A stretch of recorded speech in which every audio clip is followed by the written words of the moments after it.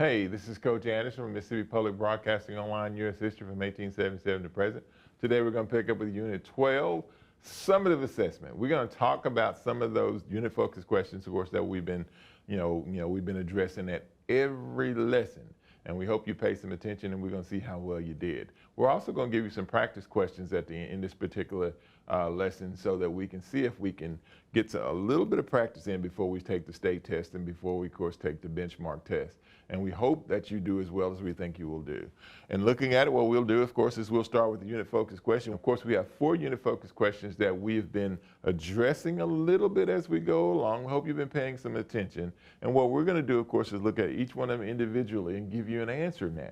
All right, so we'll start with these 4. Number 1, identify and describe Kennedy and Johnson's domestic and foreign policy goals, trials, and accomplishments. Identify the origin, major players, strategies, and accomplishments of the modern civil rights movement. Describe the impact the Vietnam War had on American life and politics. And what impact did the civil rights movement have on other underserved and underrepresented groups in America? All right, we're going to start with this unit focus question. It says, identify and describe Kennedy and Johnson's domestic and foreign policy goals, trials, and accomplishments. JFK created the New Frontier and LBJ created the Great Society. Both programs were similar in scope to increase educational opportunity, prevent poverty, urban renewal, provide equal opportunities in jobs, pass civil rights and voting rights, equal pay, raise the minimum wage, and extend health care to the poor. They should sound a whole lot alike, and the reason why they should sound a whole lot alike is because you have to remember that when John F. Kennedy, of course, is assassinated and LBJ becomes president, as a memorial to JFK, what he does is he picks up the domestic agenda of JFK and he continues that agenda. Both advocated preventing the spread of communism by using conventional wars.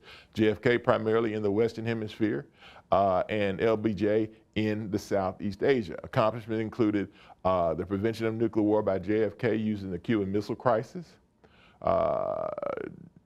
and the creation of the space program. LBJ secured the passage of the Civil Rights Act of 1964 and the Voting Rights Act of 1965, both that were landmark in the civil rights movement.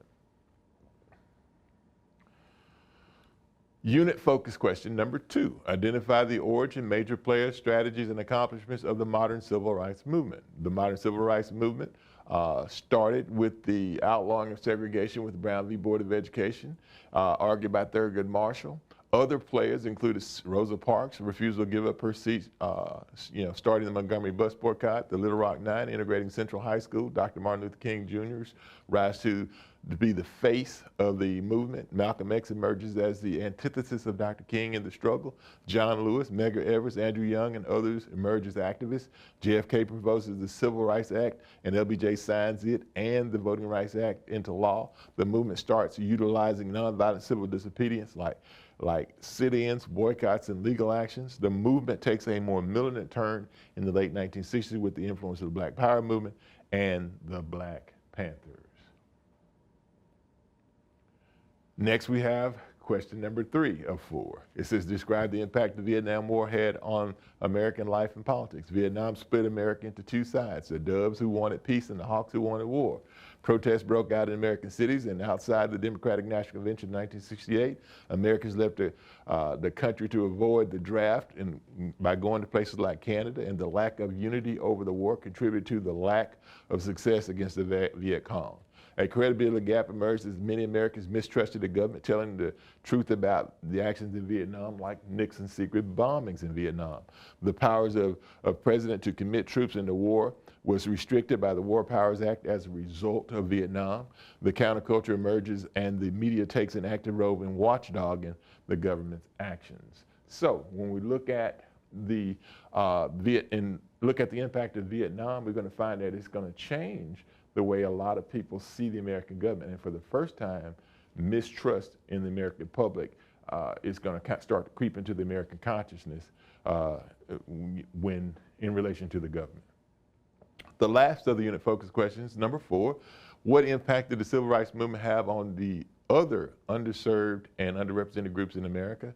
Minorities that face similar challenges as African Americans, like women and Latinos, saw the example of the civil rights movement as a model for how to advance their causes. Betty Friedan and Gloria Steinem emerged as leaders for the women's rights movement with NOW, and created an effort to organize. Just like the Civil Rights Movement, the Women's Liberation Movement advocated civil disobedience, nonviolent protest, and legal action to achieve their goals. Cesar Chavez, Dolores Huerta, Dr. Hector P. Garcia, Jose Angel Gutierrez emerged as leader of the Latino movement, and La Raza Unida, the GI Forum, the United Farm Workers were organizations to advance Latino and Mexican goals.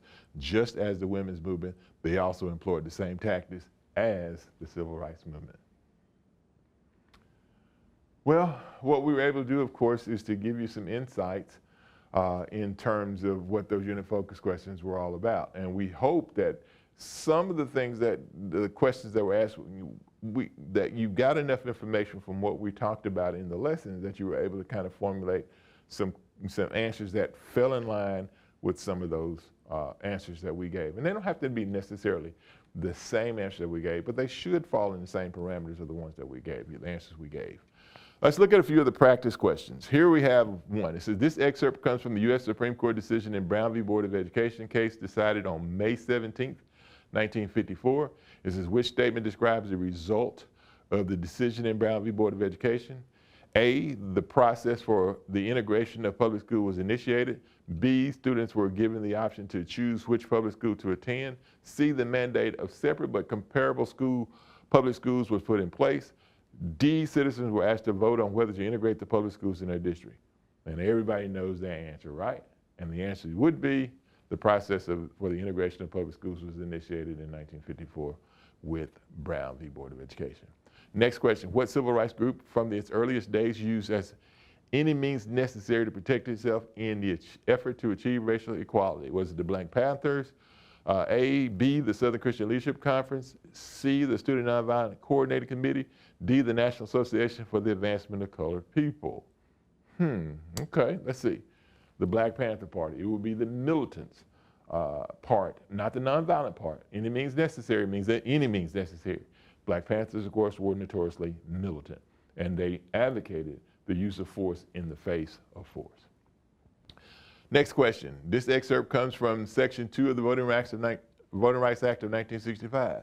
No voting qualifications or prerequisites to voting or standard practice or procedure shall be imposed or applied by any state or political subdivision to deny or abridge the right of any citizen of the United States to vote on account of race or color. From the Voting Rights Act of 1965. Which statement represents a long-term effect of the Voting Rights Act of 1965? A, African Americans gained electoral power. B, the number of major political parties increased. The number of federal and state elections increased. D, African Americans became the largest national voting body.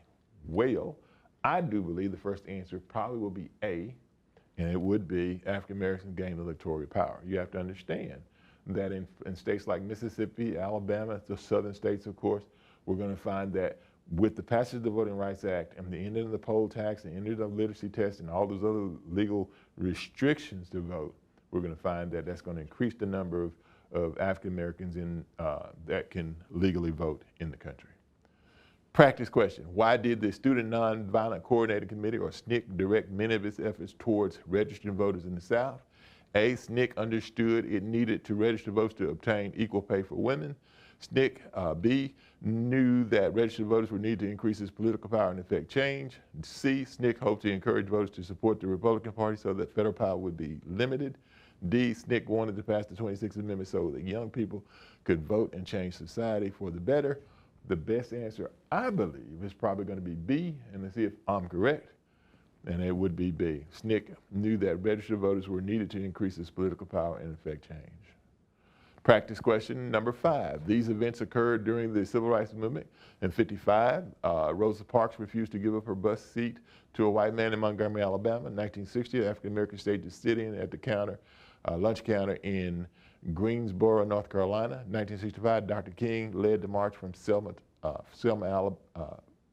Alabama. Question, how did the events influence tactics used by other minority groups? A, it revealed that the effectiveness of economic boycotts. B, it revealed the effectiveness of continued harassment. C, it demonstrated the effectiveness of voter registration. D, it demonstrated the effectiveness of civil disobedience. Well, I think you know the answer to that, and it's D.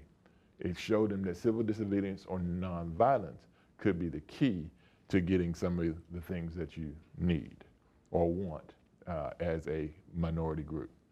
Practice question. This chart shows African American voter registration rates by percentage for elections held in some southern states in 1965, 1988. The change in African American voter behavior, registration rates between 1965 and 1988 was prompted by A, executive orders issued by Franklin D. Roosevelt, civil rights legislation signed by Lyndon Johnson, anti-war sentiment during Richard Nixon's administration, judicial decisions during Dwight Eisenhower's administration.